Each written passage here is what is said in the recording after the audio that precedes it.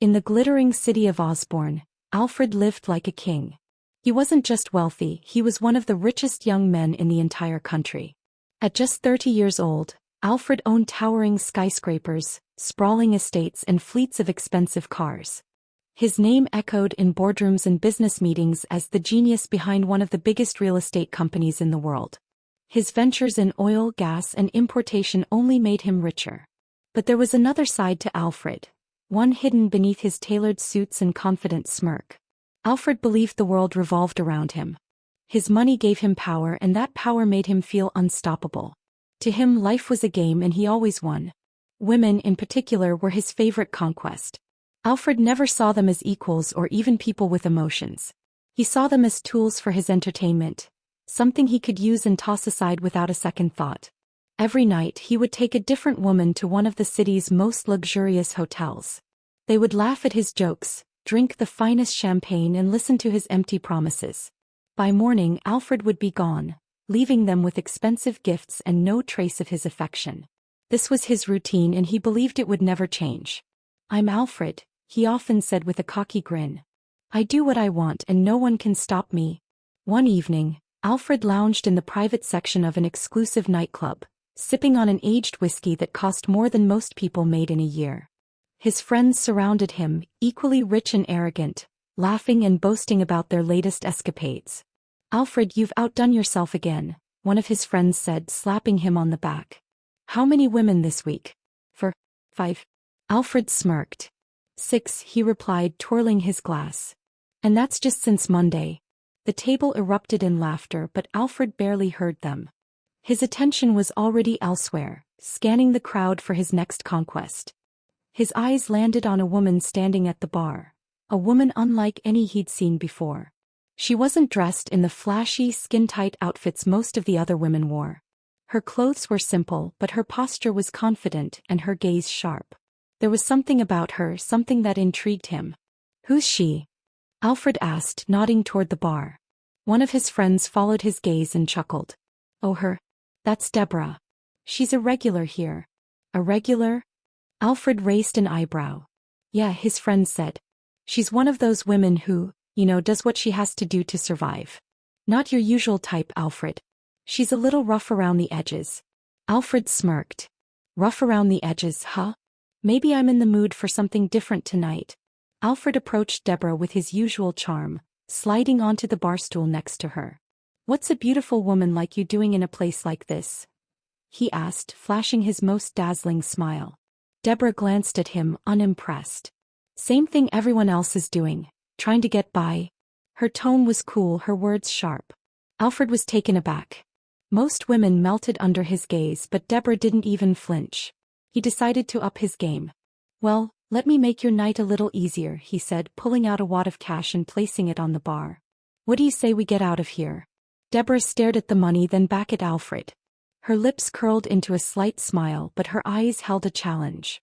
"You think you can buy me that easily?" she asked. Alfred chuckled, leaning closer. "I've never met a woman who said no to me."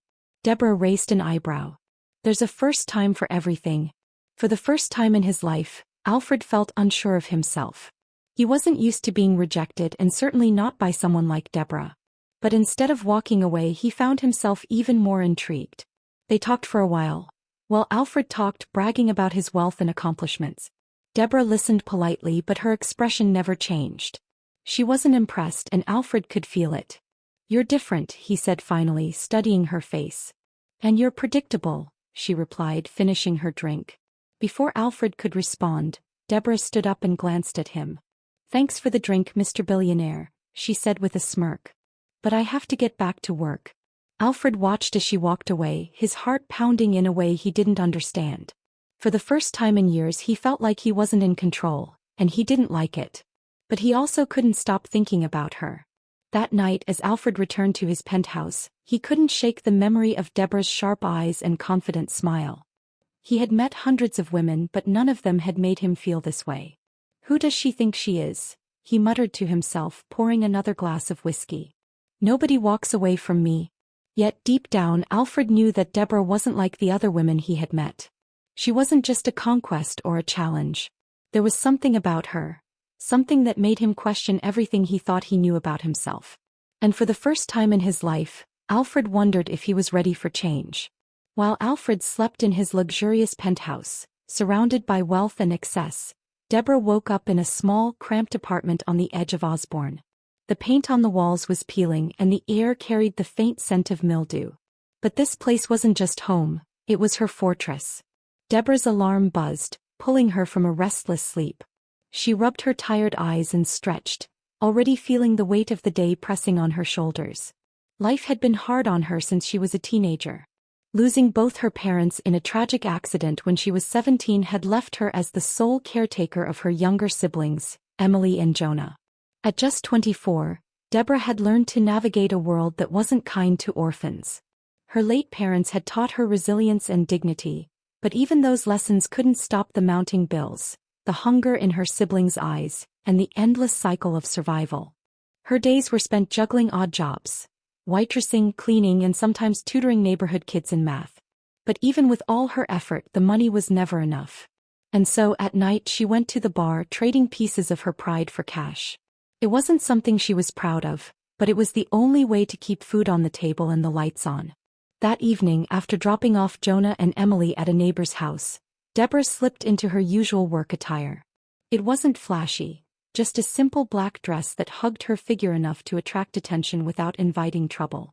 She tied her hair into a sleek ponytail, glanced in the mirror, and whispered the same mantra she said every night. "You're doing this for them, not for you." The bar was alive with music and chatter when Deborah arrived. She slipped into her usual role, blending into the crowd like a shadow. Most nights were the same: smile, laugh, play the part, and leave before anyone got too attached. But the previous night had been different. Meeting Alfred had shaken something in her. There was something unsettling about the way he had looked at her, not with pity or judgment, but with curiosity, like she was a puzzle he wanted to solve. As she moved through the crowd, Deborah overheard whispers about Alfred. "Did you see the billionaire last night?" a bartender asked another. "I heard he was asking about Deborah." Deborah froze, her heart skipping a beat. She shook her head and kept walking. She didn't need the attention of a man like Alfred. Men like him were dangerous. Not in a physical sense, but in the way they could destroy you without even realizing it. She had seen it before. Women who thought they could tame men like Alfred, only to be discarded like yesterday's news. Deborah didn't have time for heartbreak. She had a family to take care of, and love didn't pay the bills.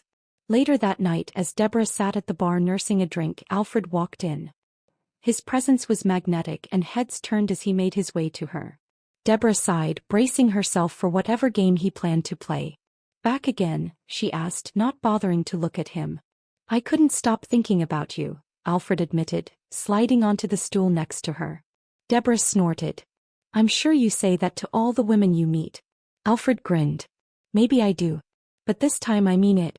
Deborah rolled her eyes. "Listen, Mr. Billionaire, I'm not interested in being one of your conquests. So if that's what you're here for, save your breath." Alfred frowned, clearly not used to rejection. "You don't even know me." "I know enough," Deborah replied. "You're rich, arrogant, and think the world owes you something. Men like you don't understand people like me." Her words stung, and Alfred found himself at a loss. No one had ever spoken to him like that before.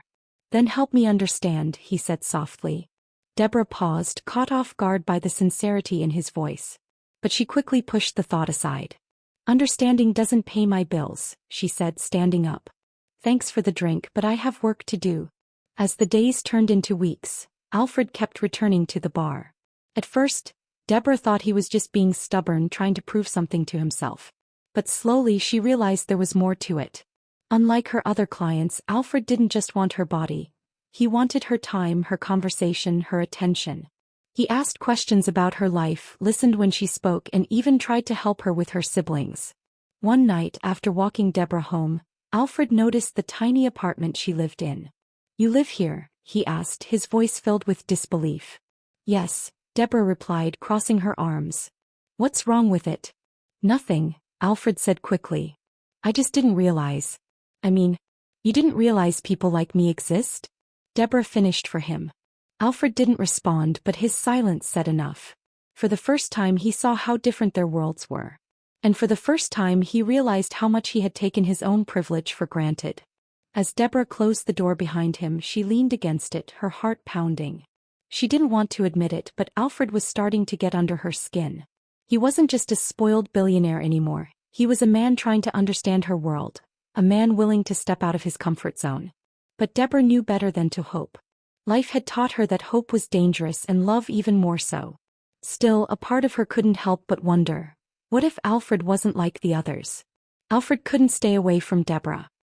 He told himself it was curiosity, that he just wanted to unravel the mystery of her defiance. But deep down he knew it was more than that. Deborah was different. She challenged him in ways no one ever had, and for the first time in his life, Alfred felt like he had to prove himself, not as a billionaire but as a person. For weeks, Alfred kept visiting the bar. His friends teased him, calling it an obsession, but Alfred didn't care. He found himself looking forward to the nights he could sit beside Deborah, listening to her sharp wit and no-nonsense attitude. "You're relentless," Deborah said one evening as they shared a drink. "Why do you keep coming back?" Alfred leaned back, smiling. "Maybe I like the way you don't care about my money." Deborah raised an eyebrow. "If that's what you think, you're more naive than I thought." Her words stung, but they also intrigued him. Alfred was used to people pretending to like him for his wealth. Deborah, on the other hand, didn't pretend at all. One night, Alfred invited Deborah out for coffee instead of meeting her at the bar. "Why the change of scenery?" Deborah asked as she sat across from him in a quiet cafe. Alfred shrugged. "I wanted to talk to you somewhere, less noisy." Deborah laughed, a soft, genuine sound Alfred realized he hadn't heard from her before. "You're full of surprises, Mr. Billionaire." "It's Alfred," he said. "Just Alfred." For the first time, Deborah saw a glimpse of the man behind the wealth. He wasn't just a spoiled playboy, he was someone who was trying even if he didn't quite know how. "So tell me," Alfred said, leaning forward. "What do you want to do with your life?" The question caught Deborah off guard. No one had ever asked her that before. Not her clients, not her neighbors, not even her late parents. "I don't have time to think about that," she said finally. "I have bills to pay and siblings to take care of." "But what if you didn't have to worry about all that?" Alfred pressed. "What would you do then?" Deborah hesitated, her mind racing. "I'd go back to school," she admitted quietly. "I used to dream of becoming a teacher." Alfred smiled. "You'd be a great teacher." His words were simple, but they struck a chord in Deborah. For the first time in years, someone believed in her dreams. As their conversations grew deeper, Alfred began to notice things he had never paid attention to before. He saw how hard Deborah worked, how she juggled multiple jobs just to keep her family afloat. He saw the exhaustion in her eyes and the determination that kept her going despite everything. And he started to question his own life. Alfred's wealth had always been a source of pride for him, but now it felt hollow. What good was all his money if he didn't use it to make a difference? One night, Alfred found himself alone in his penthouse, staring at the city lights. He thought about the women he had used and discarded, the friends who only stuck around for the champagne and parties, and the emptiness that had followed him despite his success. Deborah had opened his eyes to a world he had ignored for far too long. And for the first time, Alfred realized he didn't want to be the man he had been. But change didn't come easy. When Alfred's friends noticed the shift in his behavior, they were quick to mock him. "What's gotten into you?" one of them asked during a dinner party. "Don't tell me you're still chasing that girl from the bar." Alfred stiffened. "Her name is Deborah." The table fell silent and then someone laughed. "You're serious?" another friend said. "Come on, Alfred. You're a billionaire. You can have any woman you want and you're wasting your time on her." Alfred felt a surge of anger. He had always brushed off his friends' comments before, but now they felt personal. "She's not like the women we're used to," he said firmly. "She's better." The room erupted into laughter, but Alfred didn't join in. For the first time he realized how shallow his friendships were. Meanwhile, Deborah was struggling with her own doubts. Alfred's persistence was wearing her down, and she couldn't deny that she was starting to feel something for him. But the idea of falling for a man like Alfred terrified her. She had spent her whole life protecting herself, building walls to keep people out. Letting Alfred in felt like a risk she couldn't afford to take. One night as they walked through a quiet park, Deborah stopped suddenly. "Why are you doing this?" she asked, her voice trembling. "Why do you care about me?" Alfred turned to her, his expression serious. Because you make me want to be better, he said simply. Deborah's breath caught in her throat. She searched his face for any sign of insincerity, but all she saw was a man who was trying, really trying to change. I don't know if I can trust you, she admitted. Then let me prove it, Alfred said. Give me a chance to show you I'm not the man I used to be. For the first time, Deborah felt her walls begin to crack. The wind of change had begun, but neither Alfred nor Deborah knew just how much their lives were about to transform. Alfred woke up the next morning feeling different. It was as though a door had opened in his mind, and he could see the emptiness of his old life clearly for the first time. His wealth, his power, the endless string of women, they had never made him truly happy. For weeks now, Deborah had been a mirror, reflecting back the parts of him he didn't want to see. Her resilience, her independence, and her unwillingness to fall for his charms had made him question everything about himself.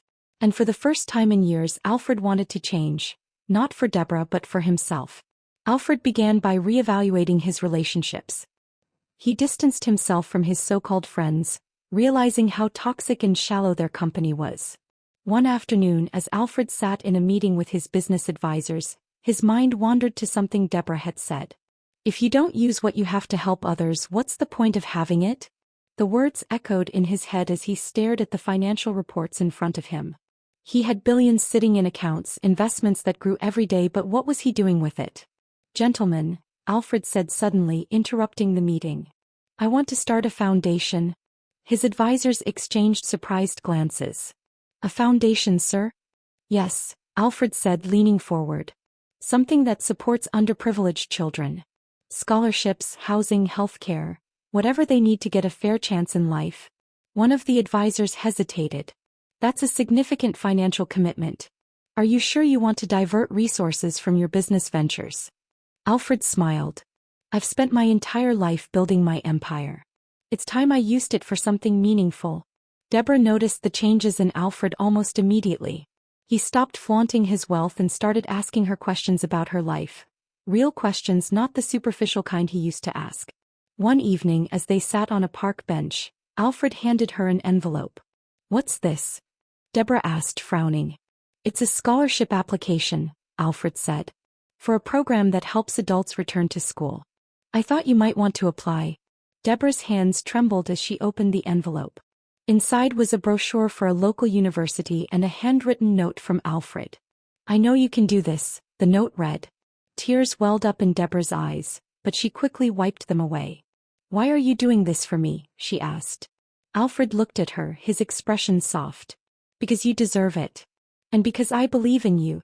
For the first time in years, Deborah felt hope, a fragile, flickering light that warmed her heart. But not everyone was happy about Alfred's transformation. One evening, as Alfred was leaving his office, he was confronted by an old friend, Marcus. What's going on with you, Alfred? Marcus demanded. You've changed. And not in a good way. Alfred sighed. Maybe I've changed in a way you don't understand. Marcus scoffed. Is this about that girl? The one from the bar? You're throwing away everything for her. I'm not throwing anything away, Alfred said firmly. I'm building something better. Marcus shook his head, disgusted. You're a fool, Alfred. She's just using you. The words stung, but Alfred didn't waver.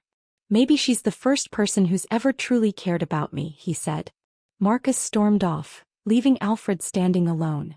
But instead of feeling regret, Alfred felt a sense of clarity. He didn't need people like Marcus in his life anymore. Deborah, too, was facing challenges of her own. Her neighbors and co-workers were quick to judge her relationship with Alfred, accusing her of chasing his money. So, you're dating a billionaire now, one of her co-workers sneered. Must be nice. Deborah clenched her fists, holding back the urge to snap. You don't know anything about him, she said quietly. I know his type, the co-worker replied. Men like him don't change. You're just another toy to him. The words haunted Deborah, feeding her own insecurities. But when she looked into Alfred's eyes, she saw something real, something that made her want to believe in him. One evening, Alfred invited Deborah to his penthouse for dinner. It was the first time she had seen where he lived, and the sheer opulence of it took her breath away. You live here? She asked, her voice tinged with disbelief. Alfred nodded, looking almost embarrassed. It's too much, isn't it? Deborah shook her head. It's not about the size. It's about what it represents. Alfred sighed. That's why I'm changing, Deborah. I don't want to be defined by my wealth anymore. I want to be defined by what I do with it. Deborah smiled, her heart swelling with pride. You're already on your way, she said. As the night went on, Alfred opened up to Deborah in a way he never had before. He talked about his childhood, his parents, and the pressure he had always felt to succeed. I thought money would fix everything, he admitted. But it just made me feel more alone.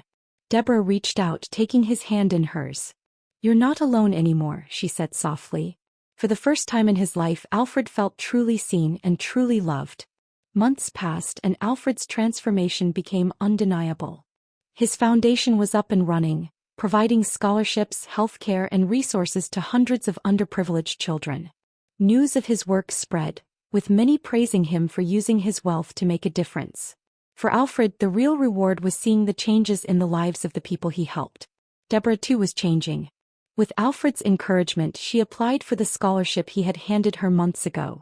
To her surprise and joy, she was accepted into a teaching program at the local university. It wasn't easy juggling her studies, part-time work, and caring for her younger siblings, but for the first time in years, Deborah felt like her life was moving forward. Alfred was by her side through it all. He checked on her during late-night study sessions, made sure her siblings were taken care of, and offered emotional support when things got overwhelming. His care and patience surprised Deborah. But doubts lingered in the back of her mind. Could a man like Alfred, a billionaire who once treated women as disposable, truly stay committed to someone like her? One evening, as Deborah sat at the kitchen table helping her younger sister Emily with her homework, Alfred arrived unexpectedly. He carried a bouquet of daisies, her favorite flowers, and an uncharacteristically nervous smile. "What are you doing here?" Deborah asked, surprised but pleased. Alfred hesitated, shifting his weight. "I wanted to talk to you. Can we go for a walk?" Deborah glanced at Emily and Jonah, her younger brother, who were watching curiously. She nodded. "Let me grab my coat." The night air was cool as they strolled down the street. Deborah stuffed her hands in her pockets, glancing sideways at Alfred, who seemed unusually quiet. "What's on your mind?" she asked finally. He stopped walking and turned to face her, his expression serious. "I've been thinking a lot about us," he said. "About everything we've been through and what you mean to me." Deborah's heart raced. "Alfred, you don't have to." "Please let me finish," he interrupted, his voice steady but soft. Reaching into his pocket, he pulled out a small velvet box and dropped to one knee. Deborah gasped, her hands flying to her mouth. "Deborah," Alfred began, his voice thick with emotion. "You've changed my life in ways I didn't think were possible. You've shown me what it means to care, to give, to love. I don't want to go another day without you by my side. Will you marry me?" For a moment the world seemed to stand still. Tears welled up in Deborah's eyes as she stared at the man who had once been the embodiment of everything she despised. Now he was different, changed in ways she had never thought possible. "Yes," she whispered, her voice trembling. "Yes, Alfred, I'll marry you." Alfred slipped the ring onto her finger, his hands shaking slightly. He stood, pulling her into his arms, and for the first time in years, Deborah felt safe. The months leading up to the wedding were a whirlwind of activity. Alfred insisted on a small, intimate ceremony, knowing Deborah wouldn't be comfortable with a lavish affair. He even suggested holding it in the garden of her modest family home, which made her siblings ecstatic. Deborah's days were filled with studying, caring for her siblings, and planning the wedding. Despite the chaos, she felt a sense of peace she hadn't experienced in years. On the morning of the wedding, as she stood in front of the mirror adjusting her simple white dress, her younger sister Emily came running into the room. "You look like a princess," Emily exclaimed, her eyes wide with admiration. Deborah smiled, her heart swelling. "Thank you, sweetheart." Outside, the garden was transformed. Strings of lights hung from the trees and wildflowers lined the aisle. Alfred waited at the altar, his usually confident demeanor softened by nerves. When Deborah appeared, her hand in her brother Jonah's, Alfred felt his breath catch. She looked radiant, her natural beauty shining brighter than any jewel he'd ever owned. As she reached the altar, they locked eyes, and for a moment the world faded away. The ceremony was simple but heartfelt. They exchanged vows they had written themselves, each promising to continue growing and supporting one another. By the time they said, "I do," there wasn't a dry eye in the small crowd. Life after the wedding wasn't without challenges. Deborah struggled to balance her studies, her new role as Alfred's wife, and her responsibilities to her siblings. She often found herself doubting whether she could handle it all. One evening, as she sat at the kitchen table surrounded by textbooks and paperwork, Alfred walked in with a tray of tea and snacks. "You've been at it for hours," he said, setting the tray down. "Take a break." Deborah sighed, rubbing her temples. "I don't have time for a break. I have an exam tomorrow and Emily's school fees are due next week." Alfred pulled up a chair and took her hand in his. "You're not alone anymore, Deborah. We're in this together. Let me help." His words eased the weight on her shoulders. She nodded, giving him a tired but grateful smile. Alfred too faced his share of challenges. Some of his business associates and old friends couldn't understand his newfound focus on philanthropy. "You're throwing away money on people who don't deserve it," one associate sneered during a meeting. Alfred's jaw tightened. "I'm investing in the future," he replied firmly. It wasn't always easy, but Alfred knew he was on the right path. And whenever doubt crept in, Deborah's unwavering belief in him kept him grounded. Years passed and their lives settled into a rhythm. Deborah graduated from her teaching program and began working at a local school. Alfred expanded his foundation, creating programs that not only supported children but also empowered women like Deborah to build better futures for themselves. One evening, as they stood on the balcony of their family home, watching their children play in the yard, Alfred turned to Deborah. "Can you believe how far we've come?" he asked, wrapping an arm around her shoulders. Deborah smiled, resting her head against his chest. "Sometimes it feels like a dream." Alfred kissed the top of her head. "It's real, Deborah. And it's all because of you." Deborah shook her head, laughing softly. "No, Alfred. It's because we believed in each other." As the sun dipped below the horizon, casting a warm golden glow over their family, they knew they had found something rare and precious. A love that had weathered storms, broken barriers, and emerged stronger than either had imagined. They had built a life together, not perfect but full of meaning, love, and hope for the future. And for Alfred and Deborah, happily ever after wasn't just an ending. It was the beginning of a new journey they would face hand in hand.